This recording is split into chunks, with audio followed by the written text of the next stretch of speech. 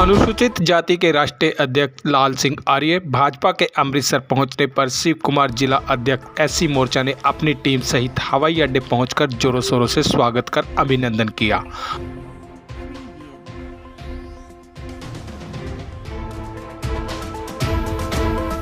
और फिर खन्ना स्मारक भारतीय जनता पार्टी के मुख्य कार्यालय पर एक अहम बैठक करने से पहले शहीद खन्ना की प्रतिमा को फूल अर्पित करने के बाद डॉक्टर भीमराव अंबेडकर की तस्वीर को भी श्रद्धा सुमन के फूल अर्पित किए।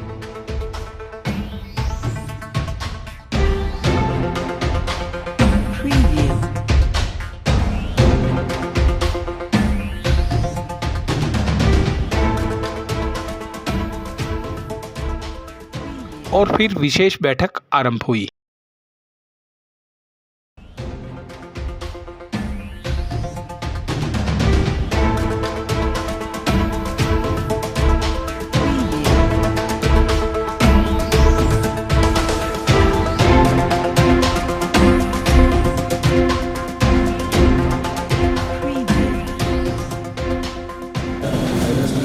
साडे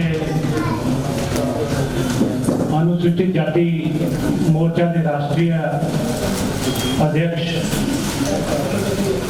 भाई लाल सिंह आर्या जी, साडे प्रदेश के एससी मोर्चा के प्रधान लद्दड़ साहब, साडे मोर्चा के सारे प्रदेश के पदाधिकारी, जिला के सारे ऑफिस बेरर, मैं थोड़ा सारिਆਂ ਦਾ अमृतसर की पावन धरती ते भारतीय जनता पार्टी के इस दफ्तर के पहुंचने से तुहाडा निੱਘਾ स्वागत करना है, तुहानू जी आया कहना है। और मैनू इस गल का पूरा मान है कि लाल सिंह आर्या जी का ये पंजाब की जिहड़ी विजट है ये सानू सारिਆਂ नू ये ताकत देगी, सानू सारिਆਂ नू नवी जान फूकेगी। और लाल सिंह आर्या जी पूरे देश के अंदर बहुत एक्सपीरियंस और मन्ने परमन्ने लीडर है। और जी आया कहना है क्योंकि पहले ही ये काफी मेरे ख्याल मीटिंग लेट हो गई, इसलिए विधिवत तरीके ना मेरा फर्ज है कि मैं तुम्हारे सारे जी आया। पंजाब की वीर और तपस्वी भूमि पंजाब में आज अनुसूचित जाति मोर्चे के प्रदेश पदाधिकारी जिलाध्यक्षों की बैठक हुई है।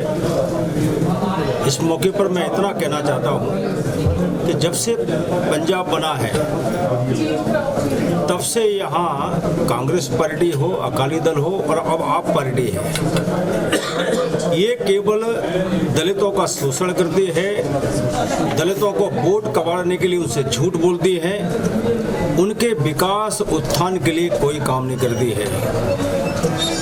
देश में भी 57 साल कांग्रेस की गवर्नमेंट रही, उसने भी दलितों को छला, उसके साथ धोखा किया, उसको पैरों पे खड़ा करने का काम नहीं किया। लेकिन नरेंद्र मोदी जी के नेतृत्व में गरीबों को ताकतवर बनाया जा रहा है, उन्हें स्वावलंबी बनाया जा रहा है, उनको घर दे के, शौचालय दे के, फ्री इलाज करके, फ्री अनाज दे के, किसानों को 8,000 रुपये सम्मान निधि दे के, श्रमिकों को पेंशन दे के, ये जो मोदी जी कर रहे हैं ये कहीं ना कहीं गरीबों को अपने पैरों पे खड़ा करने का काम कर रहे हैं। और गरीब खड़ा होता है तो भारत खड़ा होता है। एक तरफ कांग्रेस ने अंबेडकर जी का अपमान किया, उनको 2 बार चुनाव हराया, 1952 का लोकसभा चुनाव, 1954 का भंडारी का उपचुनाव। बाबा साहब अंबेडकर का एक भी राष्ट्रीय स्मारक कांग्रेस ने देश में नहीं बनाया। कांग्रेस ने उनके नाम पे किसी भवन का या किसी बड़ी संस्थान का नाम भी नहीं रखा। बाबा साहब अंबेडकर के संविधान की आत्मा को भी कांग्रेस ने कुचला। 370 लगा के एक तरफ आरक्षण दलितों से छीन लिया और विधानसभा में सीटें भी आरक्षित नहीं थी। तो कांग्रेस ने सबसे पहले हिंदुस्तान के संविधान को कमजोर किया। 1975 में फिर से आपातकाल लगाकर बाबा साहब अम्बेडकर के संविधान का अपमान किया, लेकिन नरेंद्र मोदी ने 370 धारा हटा के अनुसूचित जाति के लोगों को आरक्षण का रास्ता खोल दिया। हिंदुस्तान में एक देश एक संविधान की भावना की स्थापना कर दी। और इतना ही नहीं किया तो 5 स्थानों पर बाबा साहब भीमराव अंबेडकर के राष्ट्रीय स्मारक या तो मोदी जी ने बनाए या फिर भारतीय जनता पार्टी के मुख्यमंत्रियों ने बनाए हैं। हिंदुस्तान में संविधान तो था लेकिन संविधान दिवस नहीं था। मोदी जी ने 2015 में मुंबई में घोषणा की कि 2015 से संविधान दिवस मनाना चालू होगा। तो आप देख लीजिए कि 2015 से लगातार हिंदुस्तान का संविधान दिवस मनाने का काम होता है। अंबेडकर जी के नाम से मोदी जी ने उनको सम्मान देने की दृष्टि से उनको नाम से भीम ऐप का नाम रखा। वहीं कांग्रेस ने उन्हें भारत रत्न का सम्मान न देकर उनका अपमान किया। इसका मतलब ये है कांग्रेस दलित विरोधी है, संविधान विरोधी है और अंबेडकर विरोधी है। इसी प्रकार से आप पार्टी भी एक नाटक कर रही है, षड्यंत्र कर रही है। एक तरफ दिल्ली में सीए के खिलाफ जब आंदोलन होता है तब अंबेडकर जी के संविधान के खिलाफ वहाँ लोगों को मारा जाता है, जलाया जाता है, दुकानें तोड़ी जाती हैं, मकान तोड़े जाते हैं। जेएनयू में भारत तेरे टुकड़े हजार होंगे, इस प्रकार के नारे लगाने वाले, तिरंगा झंडा जलाने वालों के साथ राहुल गांधी भी खड़े होते हैं और आप पार्टी के मुख्यमंत्री भी खड़े होते हैं। इसका मतलब है कि ये संविधान विरोधी लोग हैं, इनसे बचना चाहिए और मोदी जी भारतीय जनता पार्टी के साथ खड़ा होना चाहिए। इसी में पंजाब का भला है, इसी में दलितों का भला है। की शिक्षा भी यही हुई है। या हनुमान जी ने अगर तालाब सरोवर बनाया है तो महर्षि वाल्मीकि ने रामायण लिख के लोगों को मर्यादा का पाठ पढ़ाने का काम किया है। ऐसी भूमि और आज पूरा देश जो है वो भारतीय जनता पार्टी का लोहा इसलिए मानता है कि यहाँ पे कर्मठ नेता है और बाबा साहब अम्बेडकर के आदर्शों की गवाही करने वाले हमारे राष्ट्रीय अध्यक्ष हैं।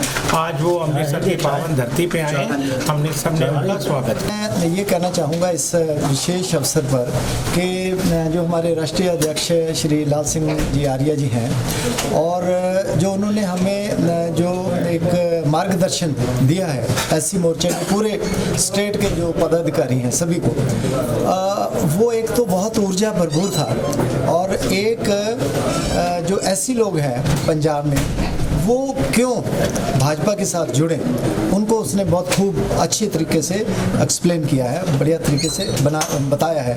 देखो मैं तो सहमत हूँ, इसीलिए मैं भाजपा में आया हूँ, लेकिन ये हमारे जो लोग 100 के करीब आए हैं ये पदाधिकारी, इन्होंने अपने ज़िले में जाकर बात करनी है, समझानी है। तो इतना विस्तार से जो उन्होंने हमें बताया और ये भी आश्वासन दिया कि जब भी आप बुलाओगे तो मैं पंजाब में भागा भागा आऊँगा। तो मैं समझता हूँ ये बहुत बड़ी एक उपलब्धि है हमारे आज के दिन की कि राष्ट्रीय अध्यक्ष जी हमारे बीच में हैं। हमें उन्होंने सारा एक्सप्लेन किया संगठन को कैसे चलाना है। संगठन के बगैर जो एससी लोग हैं पंजाब में 1/3 हैं, 1/3 आबादी है, सबसे बड़ी आबादी है पंजाब में। तो राष्ट्रीय अध्यक्ष जी भी चाहते हैं, हम सभी की भी यही इच्छा है कि भाजपा जब पहली बार अपने बलबूते पे पावर पे आए, पावर में, तो हम गर्व से महसूस करें कि ये जो पावर है, ये जो पार्टी की सरकार बनी है, ये ऐसी लोगों की वजह से बनी है।